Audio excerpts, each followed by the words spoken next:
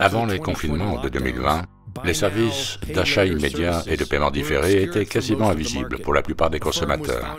Une entreprise avait été fondée en 2012 par Max Levchin, cofondeur de PayPal, mais ce service n'était utilisé que pour les achats importants par une poignée de commerçants. Après les confinements de 2020, face à la baisse du pouvoir d'achat des ménages, des partenariats soudains avec Apple Pay et Amazon, une publicité diffusée lors du Super Bowl et une introduction en bourse ont permis à cette entreprise et à l'ensemble du système d'achat immédiat et de paiement différé de se faire connaître d'un public déjà fortement endetté. La première année a vu une augmentation de plus de 400% du nombre de personnes utilisant les services d'achat immédiat et de paiement différé pour se procurer des produits de première nécessité comme l'alimentation, l'essence et régler leurs factures. Depuis 2024, une entreprise a progressivement mis en place son nouveau système d'identification biométrique. Une fois de plus, c'est le schéma classique problème, réaction, solution qui nous est proposé. Sous couvert de sécurité et de prévention de la fraude, le secteur du « acheter maintenant, payer plus tard » exigera bientôt une identification biométrique. Et Visa s'apprête à suivre le mouvement.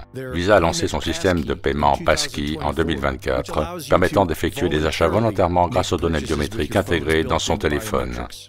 Visa ambitionne de devenir le premier opérateur biométrique d'ici 2026. Le cartel bancaire international a clairement indiqué que c'est la voie que nous empruntons. C'est la seule façon pour le réseau de contrôle de l'IA crypto de fonctionner. Si beaucoup d'entre nous perçoivent cela comme une avancée majeure vers la tyrannie et une atteinte à la liberté individuelle, nombreux sont ceux qui se satisfont pleinement d'un État autoritaire. Les confinements de 2020 semblent l'avoir confirmé.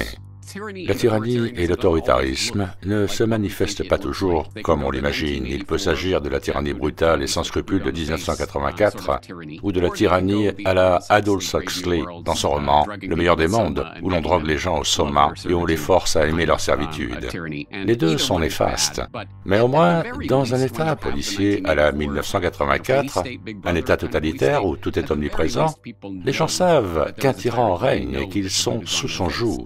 Je pense qu'il arrive un moment où l'on investit tellement son identité dans une certaine propagande politique qu'il devient très difficile de s'en détacher.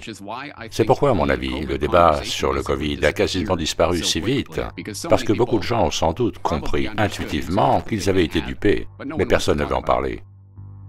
Une dérogation de la FAA, accordée en mars dernier, a légalisé le recours aux drones par les agences gouvernementales et les forces de police locales au-delà de la portée visuelle et au-dessus de grandes foules aux États-Unis. Depuis, la société californienne Skydio déploie ses drones quadricoptères dans la quasi-totalité des grandes villes américaines.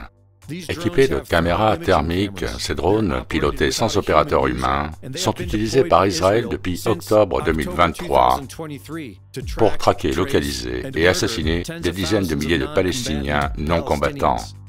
Les mêmes drones utilisés par le département de la guerre américain pour surveiller ses ennemis.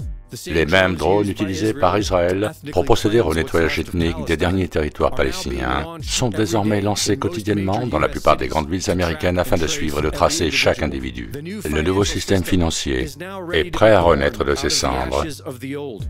Et pour acheter et vendre, il suffira de votre consentement à l'identification numérique biométrique. C'était Greg Reese.